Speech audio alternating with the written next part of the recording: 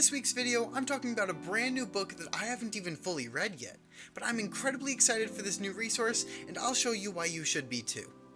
But before I talk about the book, I'm required as a YouTuber to let you know that a single mouse click could change both of our lives.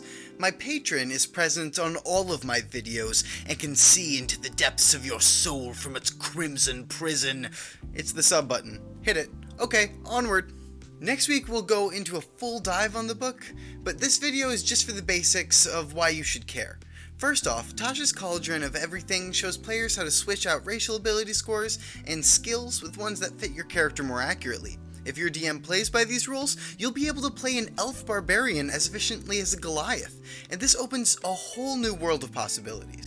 The book also contains great new ways to play a ton of classes, as well as a beautiful class layout of Artificer. There are a few new class features for all classes in D&D at the beginning of each of the classes sections. However, keep in mind that these abilities are up to DM discretion. Don't just take them without telling your DM. Also, it's worth a note that they finally fixed the Ranger's favorite enemy issue, replacing it with favored foe, which is what it should have been all along. Oh, and they also finally fixed the companions, so Beastmaster is actually viable now. Basically, if you're a Ranger player, definitely check out this book. It will drastically improve your quality of play. There are also new subclasses for every class. I haven't had the opportunity to read them all word for word, but there are 3 that stand out to me. For Sorcerer, there is finally an opposite to the Wild Magic Sorcerer in the Clockwork Soul subclass. Typically, inherited sorceress powers are unpredictable and chaotic, and this is a cool change of pace from that trend. The second is the Blade Singing Wizard. This gives the famously fragile wizard a frontline position. While this seems odd, it seems to work well in execution, and as a spell sword lover, I can't wait to make NPCs and play as a pen is as mighty as the sword spellsinger. The last that I really connected with is the Wildfire Druid. The companion is implemented better than the Druid's old beast companion, and the extra damage and utility from having the gecko from Frozen 2 is pretty cool.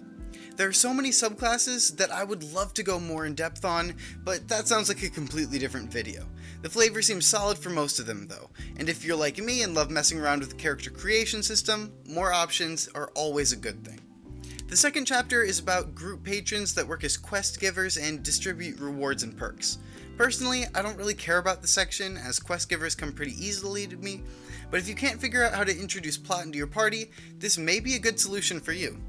The third chapter has a load of juicy content.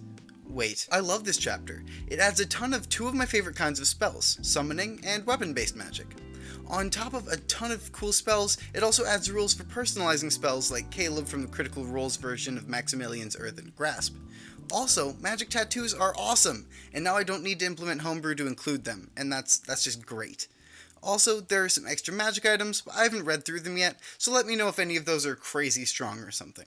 The fourth chapter is also packed. It has amazing content for DMs. The advice on Session 0 is great, but my favorite part in this section is the rules for magical phenomena and natural disasters. Things like this help build challenges, encounters, and even worlds. And here is my brief overview of Tasha's Cauldron of Everything.